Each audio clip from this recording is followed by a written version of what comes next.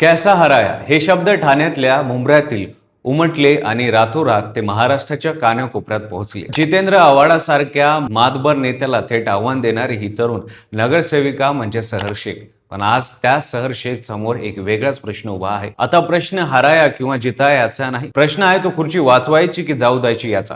सहर शेखचं नगरसेवक पद का धोक्यात आलं आहे, तिचे पद जाणार का, सविस्तर पाहूया व्हिडिओच्या माध्यमातून. नमस्कार, मी पंकज आणि तुम्ही पाहताय कसं काय. जानेवारी 2026 मध्ये ठाणे महानगरपालिकेच्या निवडणुका पार पडल्या. मुंब्रा परिसरातील प्रभाग क्रमांक 30 या एकाच प्रभागाने राज्याचे लक्ष वेधून घेतलं. MIMच्या उमेदवार सहर शेख तिथून विजयी झाल्या. त्या निवडणुकीत सहर आणि तिचे वडील युनिस शेख यांनी शरद पवार गटाचे आमदार जितेंद्र आव्हाड यांच्यावर जोरदार टीका केली होती. आव्हाडांना थेट अंगावर घेणं हे त्यावेळी राजकीय धाडसाचं मानलं जातं. सहर शेख यांनी विजयानंतर केलेल्या कैसा हराया या वक्तव्याने त्या एका रात्रीत सेलिब्रिटी बनल्या.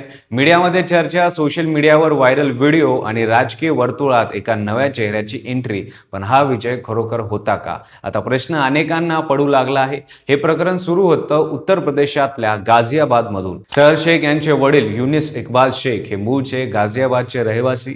काही वर्षापूर्वी ते महाराष्ट्रात स्थलांतरित झाले आणि ठाणे जिल्ह्यात मुंब्रा परिसरात स्थानिक झाले. महाराष्ट्रात स्थलांतरित होणाऱ्या व्यक्तीला जात प्रमाणपत्र मिळवायचं असेल तर नमुना 10 हा विहित नमुना वापरावा लागतो. हा नियम स्पष्ट आहे. पण युनिस यांनी तो डावला. त्यांनी स्थानिक रहिवाशीसाठी असलेला नमुना 8 वापरून अधिकाऱ्यांची दिशाभूल केली. इतर मागास प्रवर्गाचा जात दाखला मिळवला. हे प्रकरण इथे संपत नाही. या बनावट दाखल्याचा आधारे सहर शेख यांनी मुंबई शहर जिल्हा अधिकारी कार्यालयातून स्वतःचं जात प्रमाणपत्र काढलं आणि याच प्रमाणपत्राच्या जोरावर त्याने ठाणे महापालिका निवडणुकीत उमेदवारी अर्ज दाखल केला. इथे एक महत्त्वाचा प्रश्न उपस्थित होतो. सहर शेख या ठाण्याच्या रहिवासी असताना त्यांनी जात प्रमाणपत्र मुंबईतून जिल्हा अधिकारी कार्यालयातून का मिळवलं? ठाण्यात राहायचं पण दाखला मात्र मुंबईतून काढायचा. हेतू काय होता? हा संशयाचा मुख्य मुद्दा आहे. ठाणे उपविभागीय अधिकारी कार्यालयात सिद्दीकी फराह सबाब अहमद यांनी युनिस शेख यांच्या जात दाखल्याची पडताळणी व्हावी यासाठी तक्रार दाखल केली. त्यांची मागणी होती की संपूर्ण प्रकरणाचा सखोल चौकशी व्हावी आणि फसवणुकीचा गुन्हा दाखल व्हावा. 18 मार्च रोजी या प्रकरणाची पहिली सुनावणी झाली, पण युनिस शेख स्वतः हजर राहिले नाहीत. आजारपणाचं कारण दिलं. त्यांच्या वकिलांनी जात दाखल्याचे रंगीत पत्र आणि कागदपत्रे सादर केली. 23 मार्च रोजी पुन्हा सुनावणी घेण्यात आली. यावेळी ठाणे तहसीलदार उमेश पाटील यांनी सादर केलेल्या कागदपत्राची बारीक तपासणी केली. निष्कर्ष धक्कादायक होता. जात दाखल्यात गंभीर त्रुटी आढळल्या. ठाणे तहसीलदार उमेश पाटील यांनी अधिकृत अहवाल सादर केला. सहर शेख यांचं जात प्रमाणपत्र अवैध असल्याचा निष्कर्ष या अहवालात नमूद करण्यात आला आहे. शिवाय अहवालात स्पष्टपणे शिफारस करण्यात आली की सहर शेख यांच्या OBC जात प्रमाणपत्राची सखोल चौकशी व्हावी. तसेच युनिस शेख यांच्यावर फौजदारी गुन्हा दाखल करणे योग्य ठरेल असंही नमूद करण्यात आलं आहे.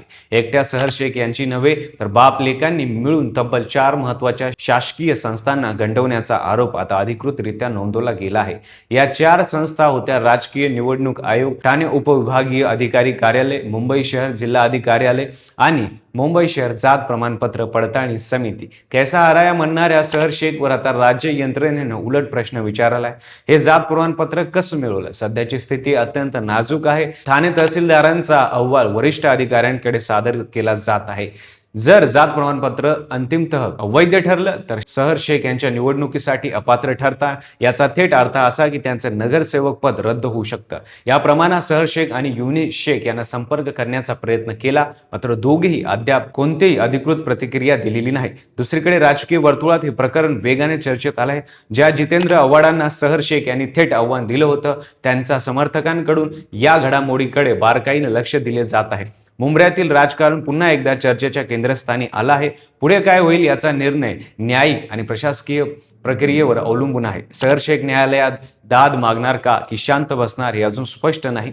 एक डायलॉग माणसाला एका रात्रीत फेमस करतो. सहर शेख यांनी जे धाडस दाखवलं ते कौतुकास्पद होतं. तरुण मुलगी, नव्या दमाचा नेता, जुन्या सत्ताधारांना थेट प्रश्न विचारणारा आवाज. पण त्याच वेळी जर मूळ पाया बनावट कागदपत्रावर उभा असेल तर ते धाडस फार काळ टिकू शकत नाही. आज महाराष्ट्रात राखीव जागांसाठी जात प्रमाणपत्र हा अत्यंत संवेदनशील विषय आहे.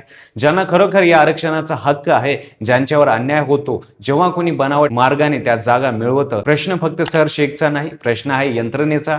4 शासकीय कार्यालयांची फसवणूक होते, निवडणूक जिंकली जाते, खुर्ची मिळते आणि प्रकरण उघडतं तोपर्यंत आरोपी बेपत्ता झालेला असतो. तुम्हाला काय वाटतं, शहर शेखचं नगरसेवक पद जावं का आणि या बनावट दाखल्या प्रकरणी खरोखर कठोर कारवाई होईल का? कमेंट करा आणि तुमचं उत्तर नक्की सांगा. व्हिडिओला आवडला असेल तर लाईक करा, चॅनलवर नवीन असाल चॅनल सबस्क्राईब करा आणि बेल आयकॉनला दाबायला विसरू नका आणि पाहत राहा फक्त कसं काय.